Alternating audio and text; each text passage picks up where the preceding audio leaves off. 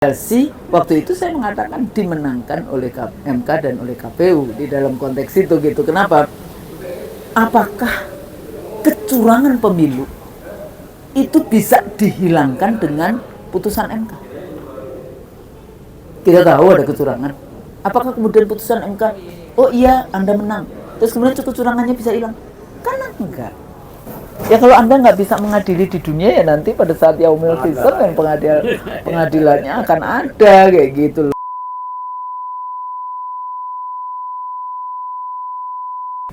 Jurnal Commodity Frontier, ya, isu perbudakan, isu ini, isu penguasaan seluruh ekologi wilayah Indonesia, baik perairan maupun daratan maupun bahkan udara, ya. Itu kalau pesawat RI-1 mau berada di daerah Riau Kepulauan, lapornya ke Singapura.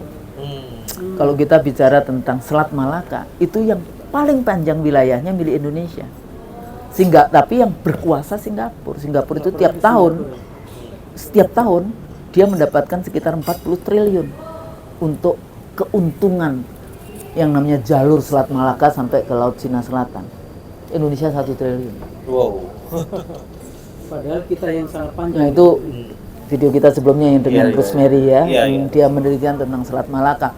Terus kemudian ternyata yang namanya Laut Cina Selatan, wilayah Laut Cina Selatan itu sampai di depannya Pulau Natuna yang paling ujung. Jadi itu diambil semua. Brunei aja itu juga sampai di depan wilayahnya Brunei. Sampai semua yang, padahal kan kita ada ZEE. Zona ekonomi eksklusif. Jadi global politics itu juga sudah dihabisi baik oleh poros Jakarta Washington maupun Jakarta Beijing di dalam konflik itu.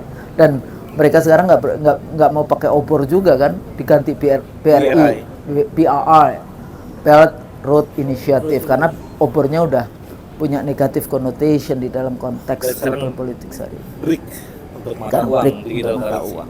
Jadi gitu Mas. Ini persoalan. Nah sekarang persoalannya, kalau tadi kan partai mengusung ini, apa sih kriterianya partai itu? Apakah karena tekanan dari para bandar untuk melanjutkan proyek-proyek bandar yang belum selesai? Ya, kayak apa? Ingat nggak dulu? Ya sekarang yang paling jelas kelihatan ya IKN, kayak gitu ya. Kemudian kereta cepat kayak gitu. Yang dulu katanya nggak boleh, tidak akan menggunakan APBN, akhirnya APBN kayak gitu. Jadi menjadi pemimpin yang amanah tabligh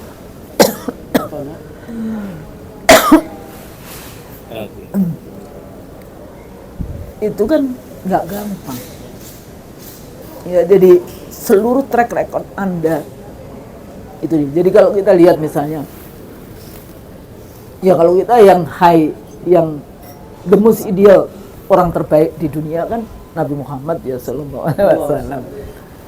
Anda bisa lihat dari mulai beliau lahir sampai menjadi Nabi umur 40 tahun. Dia kan nggak pernah dia disebut Al-Amin, dia disebut dia. Kita nggak ada ya yang namanya sama dengan Nabi gitu ya. Nah, dalam konteks itu seperti itu. Kita lihat prosesnya dia sampai mau dicalonkan itu kemana. Contoh aja lah, dengan kasus pengadilan ijazah palsu, kasus yang kayak gitu-gitu kan kok nggak terang benderang gitu ya. Anda mau punya pemimpin harusnya kan terang benderang kayak gitu. Sopo iki, nasabnya ini siapa gitu, sanadnya sampai kemana kayak gitu kan. Ini kan juga harus diketahui rakyat kayak gitu ya.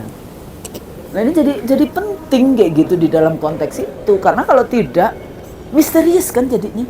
Apa sih susahnya menunjukkan? Ya, aku akhirnya fotokopi. Saya akhirnya bukan kopi, saya akhirnya punya juga semuanya.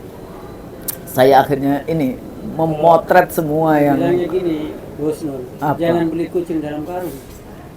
Harus jelas. Nggak tahu ya. Gitu ya. Ini ijazah saya. Oh, dibawa kemana-mana nih? Enggak ya, udah tak foto dong. Iya, maksudnya fotonya ada di handphone, jadi bisa fotonya ada di handphone. Iya, yang kayak Tinggal gitu. ditunjukin aja ya, Bu ya. Apa susahnya kayak gitu ya?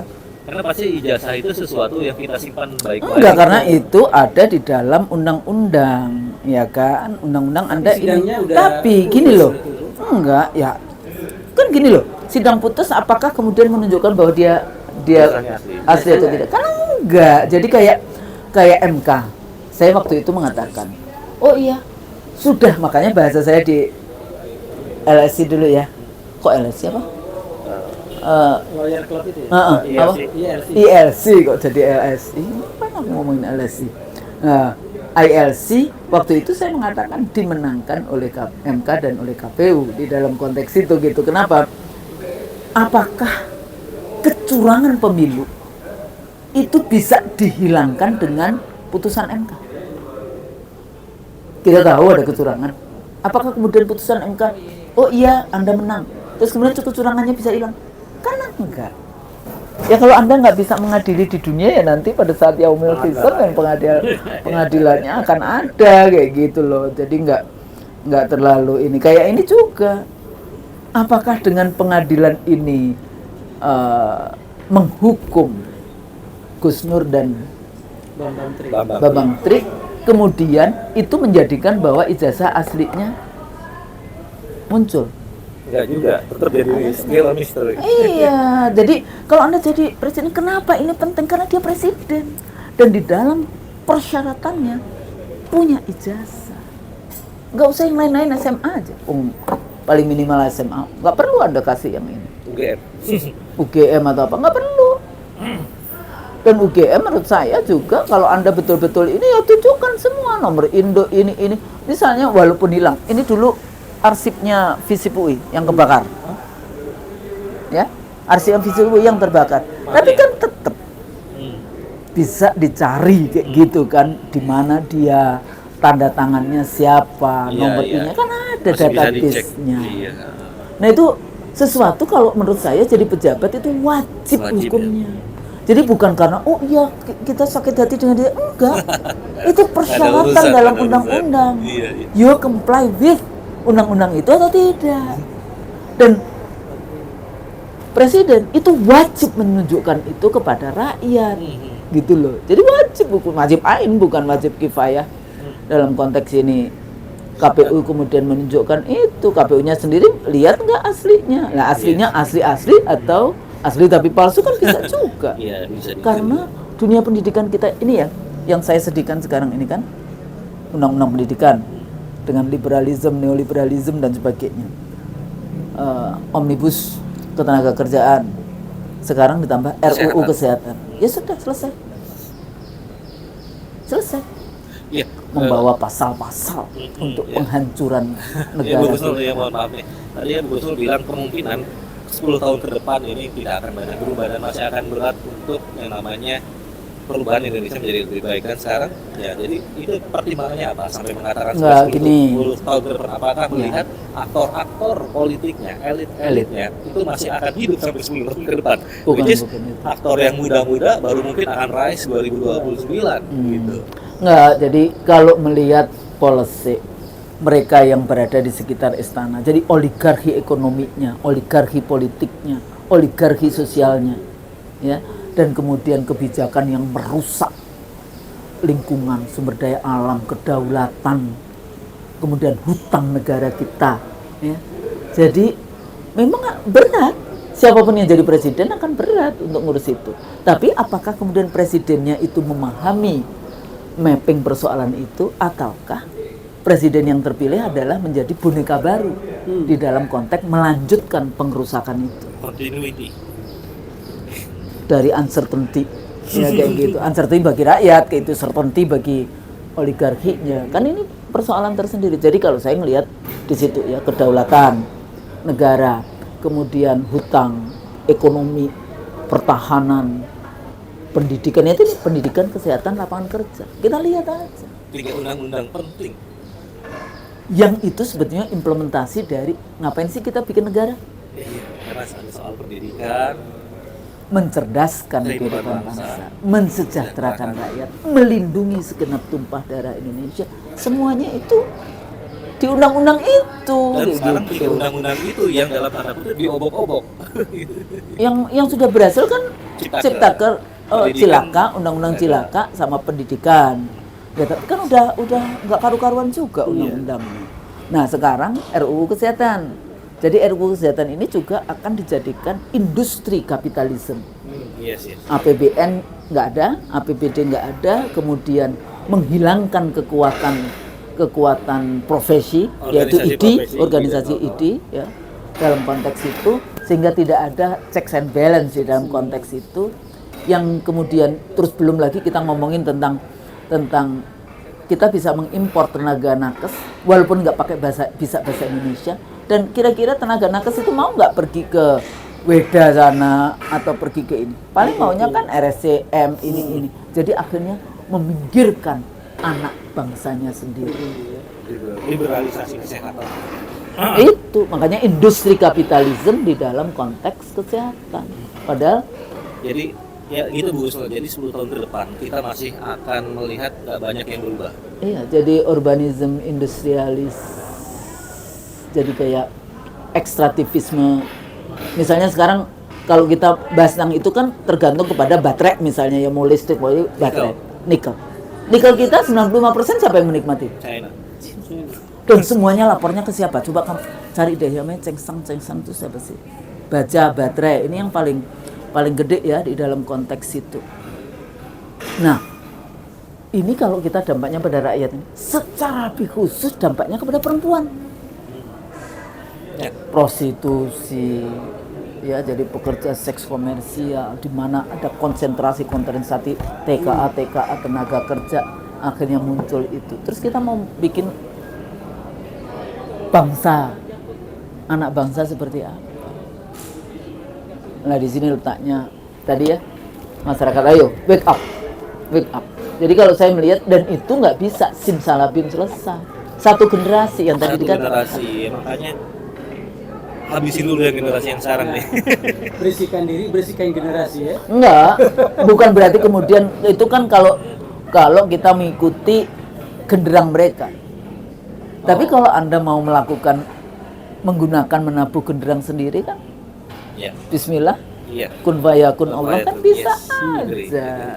Jadi gimana ya, tinggal tingkatkan ketakwaan, amal soleh yang banyak, dan ingat bahwa semua kita akan mati. Dan mati nanti kita harus mempertanggungjawabkan semua apa yang kita lakukan. Kan kita nggak tahu. Tapi pada saat yang sama juga sangat mudah bagi Tuhan untuk menghilangkan kaum kayak gitu kan. Kaum Samud yang ada di cerita-cerita dalam Al-Quran. Gitu Mas Haji. Oke, banyak banget teman-teman. Ya ini emang kuliah, tapi kita senang banget bisa kuliah. Jadi satu hal ya teman-teman yang saya selalu perhatikan dari buku Kusno dari dulu adalah catatan. Oh iya, tadi ketika berbicara, ketika diskusi itu semua selalu mencatat, dan itu undang-undang cilaka ya, undang-undang panas bumi, siapa lagi, undang-undang mana lagi? Yang namanya bikin catatan maksudnya pakai tulisan tangan, itu sesuatu untuk generasi yang sekarang, karena sekarang generasinya instan cepat. Iya, maunya kayak gini, semua tapi ada enak. Di sini, semua ada di Enggak, kalau Anda mencatat itu antara tangan dan otak dan kemudian ini. Saya selalu ada catatan kecil. Balance. Dan terutama karena dengan mencatat semuanya itu membuat kita lebih kontinu. Jadi sekarang ini distract tulisannya kuat banget.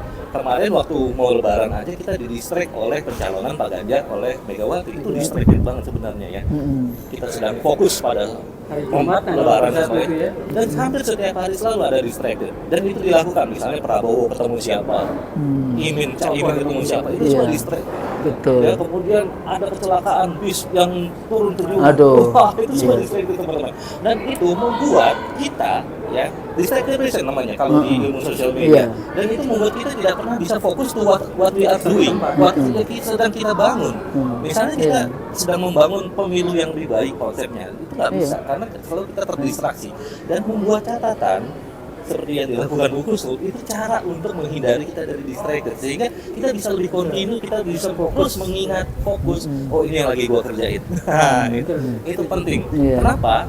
Sekarang menjadi lebih vulnerable, lebih VUCA, bahkan disorder, istilahnya guru kita bisa dimensi multipolar disorder. Ya.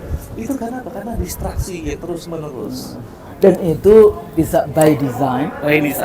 Jadi menjadi uncertainty bagi bangsa ini. Akhirnya kepentingan kelompok tertentu tadi itu yang bisa tetap menguasai, sementara kita yang majority menjadi tidak mampu di dalam konteks memotong semuanya itu lingkaran setan. Betul, yang menguasai yang menguasai the power. Jadi kita mau ngomong apa di sosial media, nggak merubah apa-apa. Tetap Merubah, ya nggak boleh kayak gitu juga.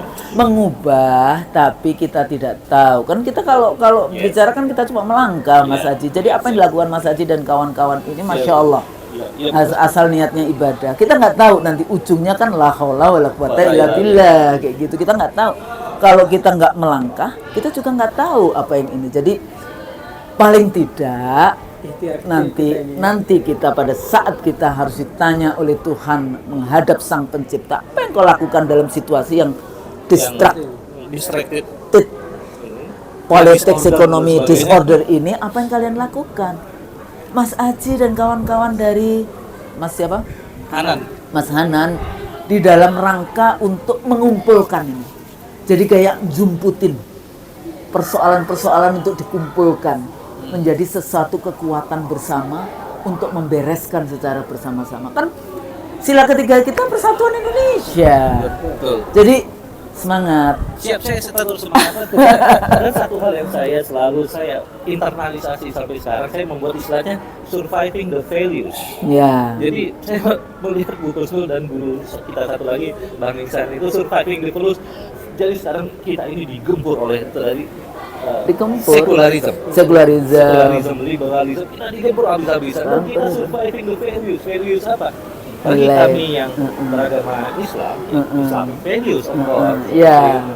Jadi integrity, defend somethingnya itu adalah value Islam dalam konteks itu. Dan insya Allah Islamnya rahmatan lil alamin. Jadi nggak cuma sekedar Islam yang kemudian aku saja, yang lain enggak. Wong Tuhan aja mau Anda agama apa aja masih dikasih kehidupan kok ya. Apalagi kita manusia nggak ada apa-apanya kayak gitu ya. Tuhan itu loh, semua umatnya. Mau binatang, mau apa saja dikasih kehidupan kok, kita enggak. Jadi terima kasih banget, ini saya kasih kesempatan terus bisa bantuin Bu Kusnul dan guru kita Bang Iksan selama beberapa kita yang terima kasih tahun ini bisa ini kita lagi surviving the values gitu. Dan kita ngajak teman-teman di luar sana, kamu YouTuber, kamu content creator, or whatever, kamu wartawan di media mainstream, ya kita surviving the values karena ini kita lagi diserang habis-habisan. Dan catatan Anda yang seperti ini insya Allah menjadi catatan-catatan yang baik. Ini dulu mahasiswa saya S3. Menjadi catatan-catatan yang insya Allah nantinya di dalam rangka membangun negara ini. Kita nggak tahu. Ternyata salah satu dari pemirsa ini apa aja nih? Ibrahim Haji Channel, Ibrahim Haji, oligarki, terus itu kan kita kan nggak tahu. Ternyata ada 1-2 yang akhirnya jadi pemimpin, akhirnya memberikan satu semangat, motivasi yang luar biasa, akhirnya memimpin Yunus. Kita nggak tahu. Jadi kita cuma melangkah menyampaikan apa yang kita ketahui. Mudah-mudahan insya Allah ilmu yang kita sampaikan ilmu yang nafi, ilmu yang bermanfaat, bukan ilmu yang tidak bermanfaat, ilmu yang merusak. Insya Allah enggak ya, Mas Haji ya. Mudah-mudahan begitu. Kalau salah tentu saja mohon maaf. Iya. Oke teman-teman, wah ini kayaknya nggak usah. Iya harus pergi ya. Teman-teman, nggak juga sebenarnya karena gubernur juga ditungguin sama mahasiswanya. Saya mohon maaf nih teman-teman mahasiswa mau bimbingan. Nah, satu lagi dia soalnya jamnya yang nggak ini. Jadi yang S3 juga. Iya, jadi ada teman-teman mahasiswa yang mau bimbingan. Sementara ya kita juga bimbingan sebenarnya. Makasih Mas Haji. Nanti datang lagi ke sini kalau ada apa lagi. Jadi menurut saya tetap bikin seri pemilu. Ya jadi apa namanya, tidak kalah lah dengan kita kan udah nggak perlu lagi berdebat-debat. Anda nggak usah ngasih mikrofon yang kalau ini menjadi media perjuangan ya. Betul. Ya, kita kan harus memberikan bagaimana kita masuk di dalam konteks hutan belantara negatif media. Oke teman-teman, terima kasih banyak. Semoga konten ini bermanfaat. Billahi taufiq wal hidayah. Wassalamualaikum warahmatullahi wabarakatuh. Waalaikumsalam warahmatullahi wabarakatuh. Terima kasih. Panjang juga ya. IC the real soul aja. Udah kayak LC ini. Bisa ini.